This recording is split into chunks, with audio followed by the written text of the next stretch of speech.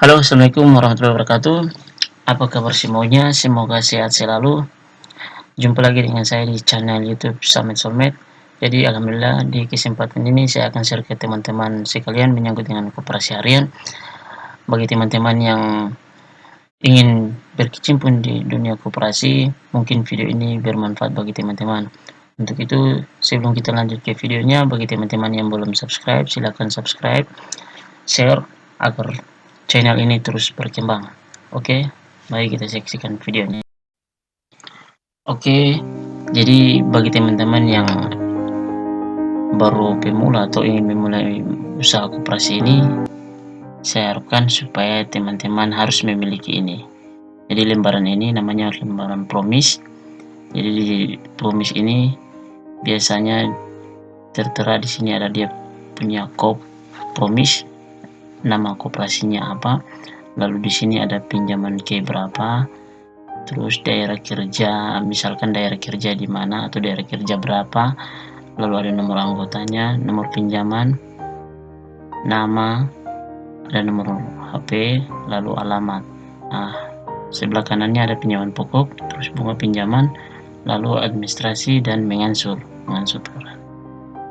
Nah, lembaran promis ini terdiri dari 1 sampai dengan 30.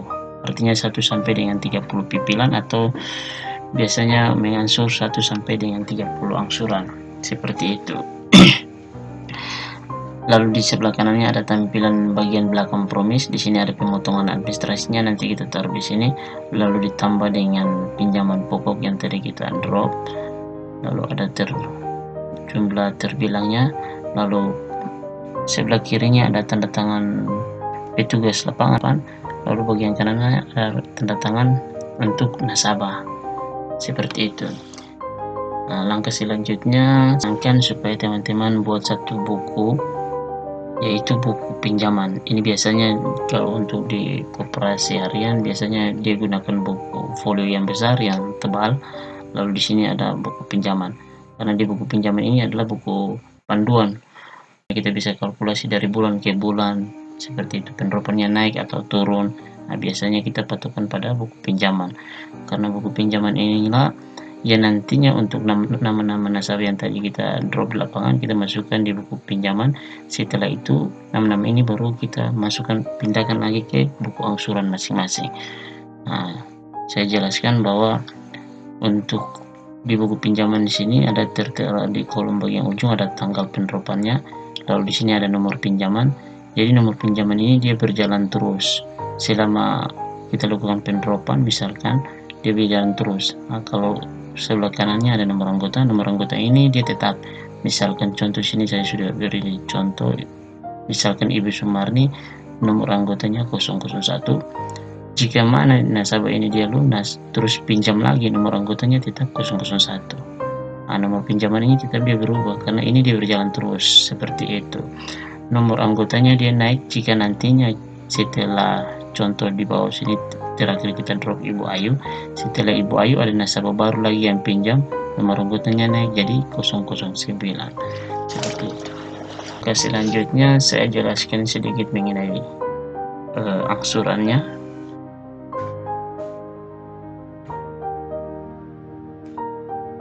Ya baik, jadi inilah teman-teman kolom angsurannya yang saya bilang tadi. Nama-nama di angsuran ini yang tadi setelah kita isi di buku pinjaman seperti ini, nama-nama ini kita isi lagi di buku angsuran sesuai dengan dia punya nomor pinjaman dan nomor anggota seperti itu. Lalu ada nama.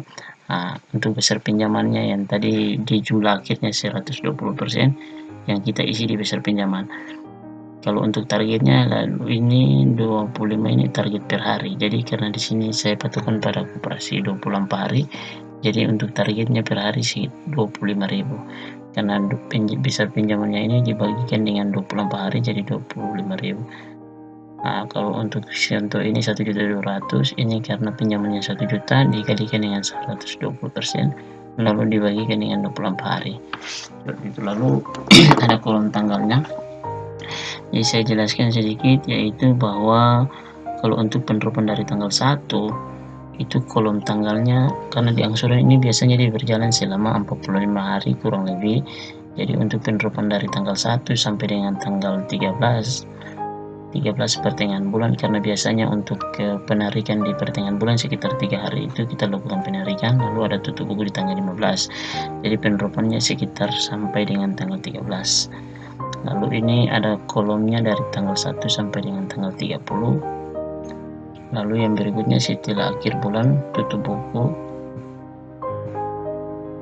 ditambah lagi dengan 15 kolom, artinya 15 hari kerja seperti itu. Nanti di pertengahan bulan depan tutup buku lagi seperti.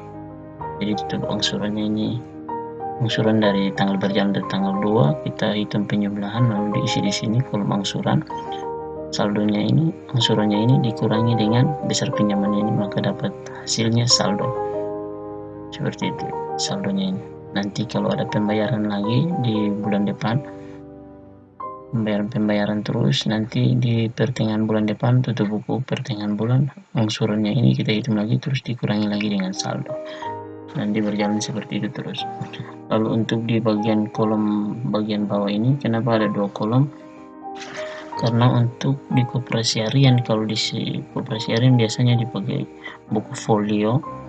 Lalu di lembaran buku folio itu ada 2 kolom seperti ini, namanya folio. Jadi kolom folio 001, folio 002. Nanti di lembaran berikutnya folio 003, folio 004, seperti itu dan seterusnya. Kenapa ada 2 folio?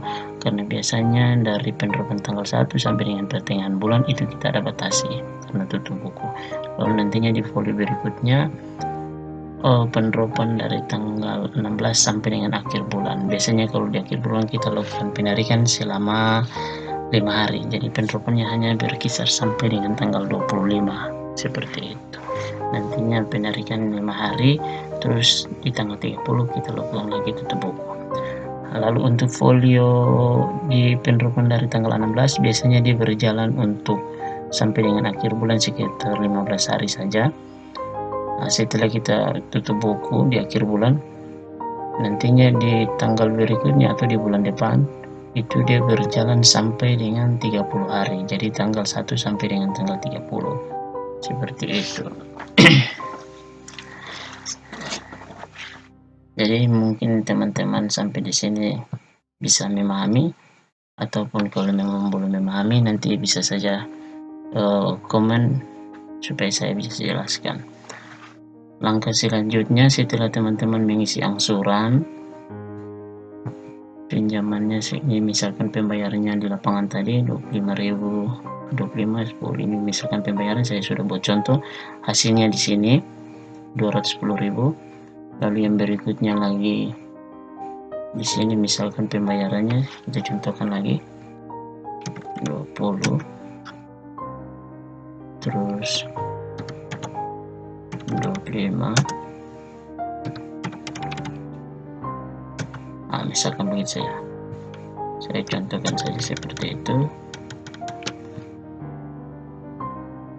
Jadi di lembaran folio pertama dia kita dapat hasil 210.000, lalu di lembaran kedua 55.000. Maka hasilnya ini nanti kita pindahkan lagi di salah satu buku, yaitu buku storting.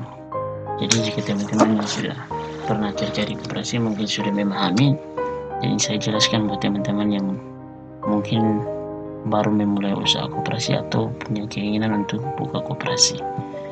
Setelah itu kita pindahkan di sini. Contohnya di kolom angsuran tadi hasilnya 210.000 di folio 001, lalu di folio 002 hasilnya tadi 55.000, kita pindahkan.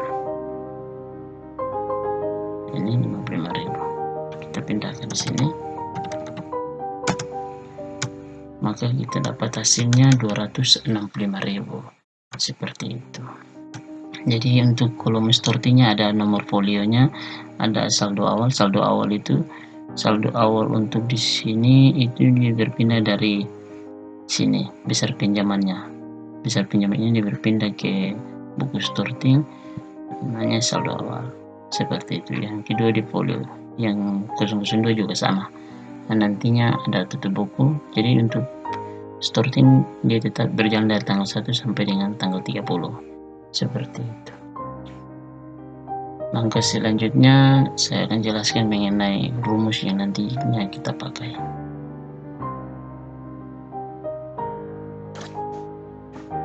Oke teman-teman sekalian, jika tadi kita sudah lakukan pendropan atau cara pengisian angsuran lalu kita pindahkan di buku starting, langkah selanjutnya yang harus kita pahami yaitu untuk teman-teman yang baru memulai usaha koperasi, harus kita memahami ini dulu, rumus yang harus diketahui. Jadi yang pertama pemotongan administrasi. Pemotongan administrasi ini apa? Pemotongan administrasi ini adalah yang tadi saya jelaskan bahwa kalau untuk melakukan pendropan di lapangan kita harus melakukan pemotongan administrasi. Pemotongan administrasinya sekitar 6%. Jadi untuk pinjamannya 100.000 biasanya dipotong 6.000. Tujuannya untuk biasanya kita lakukan penagihan mungkin untuk biaya-biaya operasional seperti bensin atau konsumsi dan lain sebagainya. Saya sudah contohkan di sini untuk pemotongan administrasinya. Misalkan ada konsumen atau nasabah pengambilannya 1 juta dikalikan dengan 6%, maka hasilnya 60.000. 60.000 ini kita lakukan pemotongan, maka nasabah tersebut dia terima hanya 940.000. Ataupun seperti ini, 1 juta dikalikan dengan 94%, maka hasilnya 940.000. Ini yang nanti konsumen terima, seperti itu. Lalu untuk yang kedua, pembayaran per harinya. Untuk pembayaran per harinya dari drop kita kalikan dengan 5%. Kalau untuk koperasi 24 hari saya patokan di 24 hari, jadi kalau untuk koperasi 24 hari dikalikan dengan 5%. Kalau koperasi yang 30 hari biasanya dikalikan dengan 4%, atau contoh saja 1 juta ini dikalikan dengan 5%, maka hasilnya 50.000. Ini tagihan per harinya selama 24 kali. Untuk besar pinjaman dibagi dengan 24 hari, seperti itu. Lalu ada besar pinjaman. Besar pinjaman yang tadi saya sudah jelaskan di buku pinjaman bahwa drop dikalikan dengan 120%, atau contoh 1 juta dikalikan dengan 120%, maka hasilnya 1.200.000, seperti itu. Lalu rumus yang harus diketahui teman-teman sekalian jika kita sudah selesai lakukan pendropan terus penagihan terus hasil yang kita dapat di buku starting, maka harus kita pakai rumus. Misalkan contoh yang pertama saya buat yaitu rumus kalau tidak pakai cashbon. Rumus kalau tidak pakai cashbon ini apa? Ini artinya bahwa kita lakukan pendropan di lapangan hanya menggunakan uang tagihan. Jadi kita tidak ada tambahan uang dari kantor. Misalkan seperti itu. Jadi rumusnya yaitu drop dikalikan dengan 6%, lalu ditambah dengan starting, lalu dikurangi dengan drop. Maka hasilnya adalah tunai buku atau titip uang. Karena biasanya kalau kita dari lapangan pastinya ada uang sisa setelah kita lakukan pendropan, seperti itu. Lalu ada rumus yang kedua yaitu rumus tunai kalau pakai cashbon. Kenapa? Contohnya kalau pakai cashbon ini yaitu jika mana kita lakukan pendropan di lapangan terus misalkan kekurangan uang lalu kita ada tambah uang lagi dari kantor, atau kalau teman-teman punya koperasi pribadi, koperasi sendiri ya ada tambahan uang lagi, maka itu dinamakan cashbon. Jadi rumus yang kedua ini yang nantinya kita pakai yaitu drop dikalikan dengan 6%, lalu ditambah dengan starting, ditambah dengan cashbon, lalu dikurangi dengan drop, maka hasilnya adalah tunai buku atau titip uang. Lalu ada rumus yang ketiga. Rumus ketiga yaitu rumus tunai tutup drop. Jadi tutup drop ini yang saya jelaskan bahwa untuk di pertengahan bulan biasanya kita lakukan penarikan selama 3 hari, jadi kita tidak lakukan pendropan, maka titip uang itu sama dengan tunai buku, seperti itu. Jadi mungkin itu saja video yang saya dapat share ke teman-teman sekalian. Jadi jika video ini bermanfaat, silakan teman-teman subscribe, like, komen jika teman-teman kurang memahami. Lalu akhir kata saya ucapkan Assalamualaikum warahmatullahi wabarakatuh dan salam sukses untuk kita semua.